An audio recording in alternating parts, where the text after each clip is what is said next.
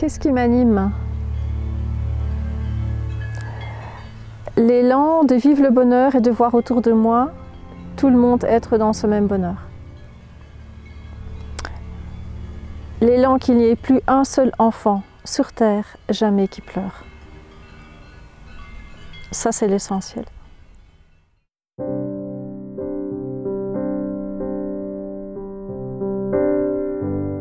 C'est déjà si loin que je dois faire un effort vraiment de mémoire pour m'en souvenir.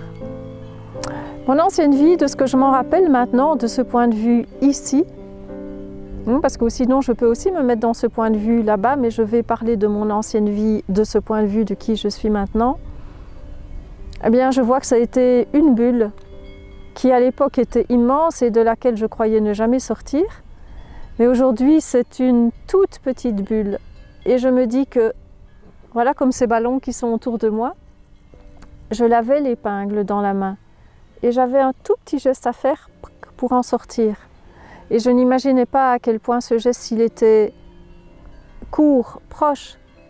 Et j'ai cherché des années, des dizaines d'années. Et dans cette ancienne vie, je voyais bien qu'il y avait une paroi autour de laquelle, au-delà de laquelle il y avait la vie. Et j'ai vraiment, moi, la sensation que j'étais dans la survie, que j'en avais conscience et que je savais qu'au-delà de ce quelque chose, de cette paroi, de cette bulle, il y avait la vie dans laquelle je me sens maintenant.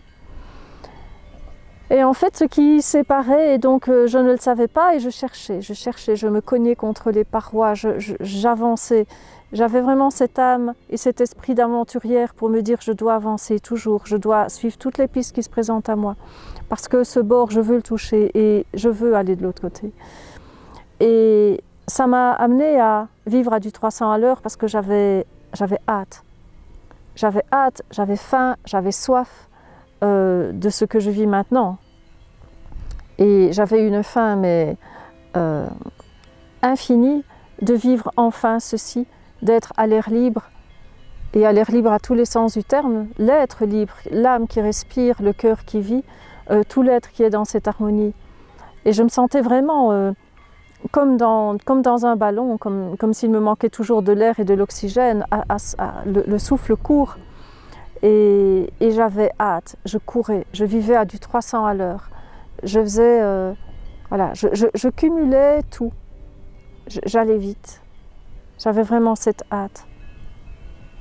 Alors précisément, je sais que j'étais dans l'ombre et je savais qu'il y avait la lumière derrière ce brouillard. Et j'attendais que ça vienne de dehors et je ne savais pas que je pouvais le générer moi-même.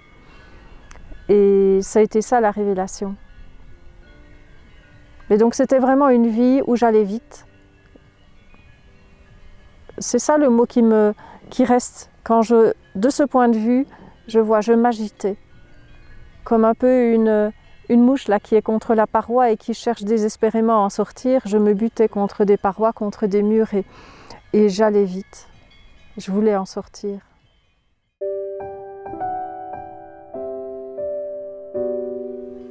Alors, ma nouvelle vie. En fait, ce mot-là, je vais le reprendre parce que ce n'est pas ma nouvelle vie, c'est enfin la vie. Dans le sens où là, j'ai conscience qu'avant, j'étais dans la survie. Parce que tout ce que je faisais avait pour but de gagner un jour de plus qui allait me permettre d'être devant cette fameuse porte où la vie allait commencer, où j'allais entrer dans la vie. Et donc, je vais te parler enfin de ma vie. Et enfin, la vie, c'est cet espace qui me semble maintenant vraiment infini, comme là où on est, avec un horizon où on peut se dire qu'on est aussi haut que les nuages. Et c'est vraiment ça que j'ai l'impression de vivre, c'est d'avoir pris de la hauteur et de ne plus vivre à l'intérieur de cette bulle dont j'ai parlé, que j'ai évoquée tout à l'heure, à l'intérieur de quelque chose, mais à l'extérieur et de tout surplomber, de tout voir d'en haut. Et donc ça permet de voir soi, de voir les événements, de voir l'autre en face de moi, de voir toute circonstance et toute situation, non pas à l'intérieur de ce petit personnage, mais au dehors et de voir toute la scène. Poum! De voir toute la scène en un point de vue qui permet d'avoir de la hauteur et de ne plus prendre pour soi, mais d'être toujours attentif à tout ce qui se passe et être pleinement conscient de tout ce qui se passe. Et pour moi, c'est ça la différence entre être en survie, c'est être à l'intérieur de la petite boîte, de la petite bulle de ce corps et que la conscience elle est à l'intérieur, ou être à l'extérieur et d'être totalement libre, d'être en lien avec tout. Et le tout, c'est l'univers, c'est tout ce que Dieu a créé. Donc c'est l'univers, les nuages, les arbres, la pluie, les circonstances, les humains, la nature, tout, les cloches, les vaches, le vent, les ballons. Et c'est d'être en harmonie et pleinement d'avoir conscience que je suis à ma place, où que je sois, et d'être bien partout. Ça, c'est la grande différence. Dans cette vie, c'est le sentiment d'être absolument bien partout. Si je dois loger là, ici, au milieu de la montagne et qu'il pleut, je vais être bien. Si on me dit viens, il y a un château qui t'attend, je vais être bien. S'il y a une bicoque avec un âtre, je vais être bien. Je suis bien partout en fait. Parce que c'est mon être qui est bien de l'intérieur et c'est ce bien, j'ai l'impression que je projette partout ailleurs. Et j'ai l'impression aujourd'hui que le monde, il est accueillant. Partout, je me sens accueillie parce que je me sens partout à ma place. Parce que ma place, je l'ai trouvée à l'intérieur.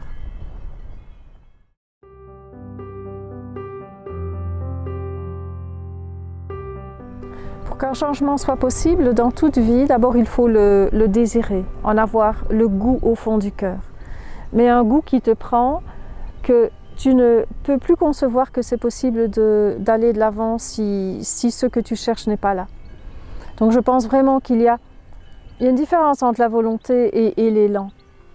L'élan, c'est vraiment quelque chose qui vient du fond des tripes, du ventre, de cette force de vie qui est en soi et qui veut s'exprimer, qui veut trouver à percer.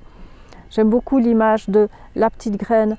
Il y a toute la surface de la terre, la graine elle est plantée là et elle a tout ce chemin-là à faire avant d'arriver à l'air libre. Et je pense que là c'est la puissance de la vie, cet élan de vie qui doit être très fort chez l'être pour que tout changement puisse s'entreprendre. Parce que tant qu'on n'a pas encore percé l'air, la petite graine quand elle est là, elle va devoir s'opposer à toute alors qu'elle est très petite, très fragile, elle va devoir s'opposer à de la terre qui est dure, qui est rigide, peut-être au sec, au froid.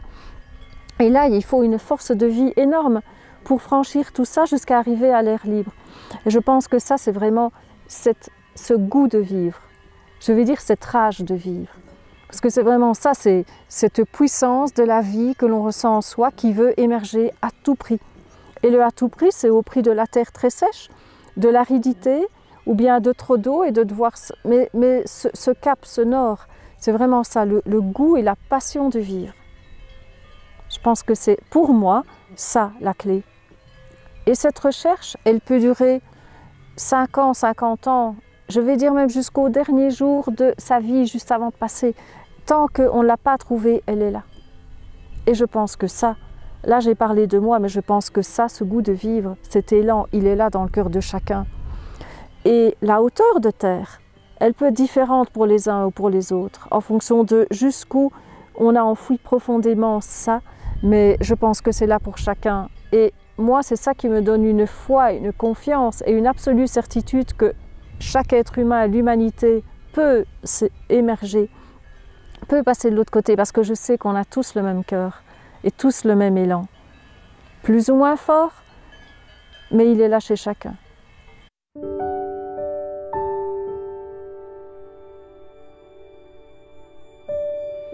Je pense que ceux qui ont moi j'appelle ça passer le miroir, hein, qui ont passé le miroir, je parle en jeu. J'ai l'impression que je porte en moi cet élan, le fait d'être de l'autre côté et que par tout mon être, quand je regarde quelqu'un dans les yeux, quand je l'approche, quand je lui parle, que tout mon être manifeste cela. Beaucoup de personnes viennent à moi, qui ont vu mes vidéos, qui m'ont rencontré en conférence et je vois à quel point les personnes viennent à moi parce qu'elles ressentent qu'il y a quelque chose. Elles ne savent pas mettre 2 mots dessus, mais je pense que ce quelque chose, le cœur le perçoit et que l'être est instinctivement guidé à aller vers les personnes où elles savent qu'à leur contact, elles vont pouvoir trouver ce chemin et que la clé qui est dans leurs mains, ils vont pouvoir voir que c'est dans leurs mains et que c'est à eux de le faire, mais que c'est tout proche, comme je le disais. Et je pense que les êtres qui ont trouvé ce chemin ils attirent à eux des personnes qui cherchent. Et je pense que c'est par cette émanation que nous portons en nous que nous allons petit à petit, nous sommes contagieux, et que nous allons contaminer tous les autres êtres qui cherchent cela, et que plus nous serons à passer de l'autre côté, à avoir trouvé le chemin de la survie à la vie, et plus nous serons nombreux, et plus nous serons là autour de ceux qui cherchent encore à incarner le fait que c'est possible, incarner cet amour qui est là, bien vivant, en nous et en l'autre, et par un regard, par la présence, les attirer à cet amour en eux. Nous le rayonnons, nous le diffusons, et nous sommes là les indicateurs pour inviter l'autre à regarder, à plonger en soi et à dire « c'est là, tu sais, c'est en toi ». Arrête de chercher ailleurs, partout autour, c'est là. Ferme les yeux, entre en toi, écoute la petite voix et tu l'entendras. Et oui, moi j'ai cette foi que l'humanité enfin va pouvoir naître. Parce que pour moi l'humanité, ce sera quand chaque être aura trouvé sa petite voix intérieure et vivra selon elle. Pour moi l'humanité, elle est là en devenir. Et là je vais dire comme pour moi, sortir de cela c'était à un tout petit pas. Eh bien je pense que pour l'humanité c'est pareil. Dans quelques temps on va se retourner et on va se dire ah, c'était si près. On ne le savait pas mais il a fallu seulement ça en fin de compte. Et moi j'ai cette confiance, évidence absolue que là on est vraiment tout près.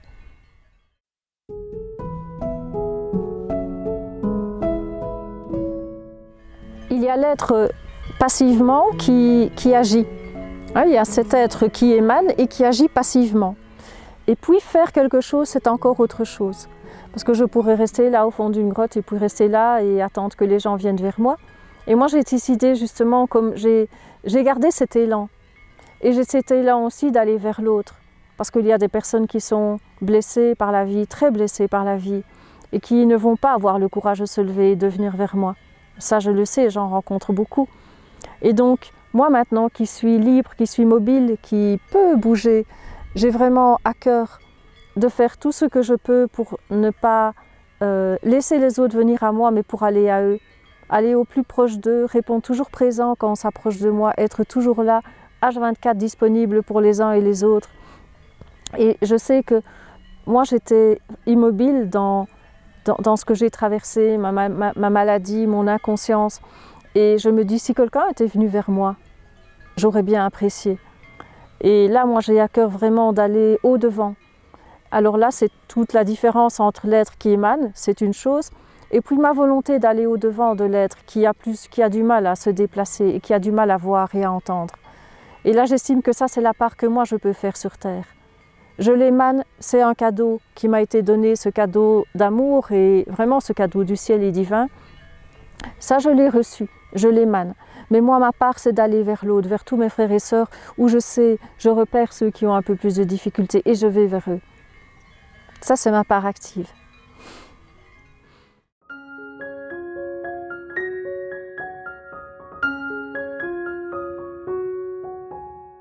Quand moi j'ai vécu cette transformation, ce passage d'un état à un autre, j'étais totalement ignorante et inconsciente de ce que j'allais vivre après.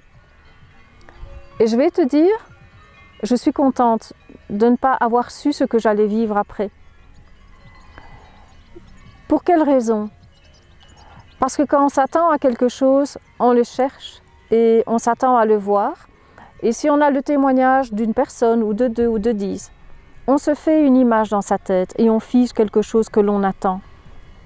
Et précisément passer de l'autre côté, c'est accueillir la vie sans plus rien attendre. Alors à cette question, précisément, je vais te dire, je ne vais pas y répondre parce que ce qu'on va trouver de l'autre côté, ça va être différent pour chaque personne. Et si on s'imagine des choses, si on attend, si on se fait des films, si on prévoit, si on se fait des rêves, eh bien, il faut savoir que chaque fois qu'on attend quelque chose, on repousse un peu plus le moment où il arrive. Et donc, c'est vraiment se dire, après, j'accueille tout ce qui est. Et donc, des choses précises, il y a vraiment 2 phrases qui me guident maintenant, aujourd'hui, que je suis de l'autre côté. C'est « n'imagine rien et n'attends rien ». Voilà.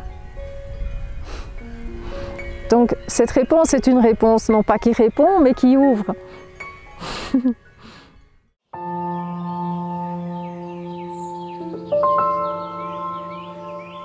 Alors Pranamour, pour moi, Pranamour c'est d'abord dans le cœur. Pranamour c'est vraiment cet état d'être, de se sentir en vie, de vouloir la vie, de protéger le vivant et d'en faire le cœur de toutes les pensées, toutes les actions et de tous les actes personnels et de groupe. Et pour moi, Pranamour, c'est rassembler toutes les personnes qui ont cet élan de vouloir vivre. Et que ce soit un lieu, Pranamour, qui permette cette transition de tous ceux qui ont cet élan qu'il y a quelque chose derrière et qu'il y a la vie derrière, de créer cet endroit qui puisse être celui de la métamorphose.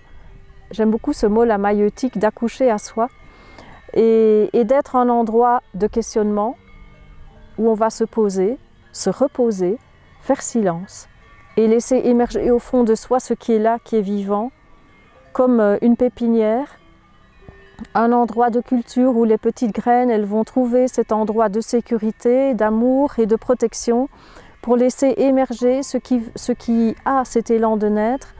Donc c'est de créer un endroit où les âmes, les cœurs vont pouvoir enfin trouver l'endroit vers le soleil et vers leur plein épanouissement. Et donc Pranamour, c'est pour moi le rassemblement de tous ces êtres qui vont créer cet espace, qui sera un espace de vie entre nous et aussi un espace d'accueil, puisque Pranamour, ce sera un espace poreux, ouvert, les gens qui entrent, les gens qui sortent, et précisément un espace d'accueil où les personnes qui sont comme ça dans cet espace de vie et de bonheur intérieur vont pouvoir être là, juste à côté d'eux, tout près. Être là, à répondre si on nous interroge, à être là, à montrer le chemin et à être juste marcher à côté des autres. Et je vois vraiment cet endroit comme un endroit d'accueil, où il y a les espaces de vie, où nous sommes bien, et où nous pouvons accueillir des personnes qui cherchent. Et ces personnes qui l'ont trouvé, elles peuvent retourner chez elles, aller partout et se remettre à leur tour à être porte-parole et porte-lumière. Pour moi, c'est ça, Pranamour. C'est une pépinière d'être, en devenir une pépinière d'âme, de cœur qui vont pouvoir naître. Un endroit privilégié afin que sur la terre, toutes les âmes, tous les êtres puissent un jour devenir ainsi, conscients de qui ils sont, de l'amour qu'ils sont.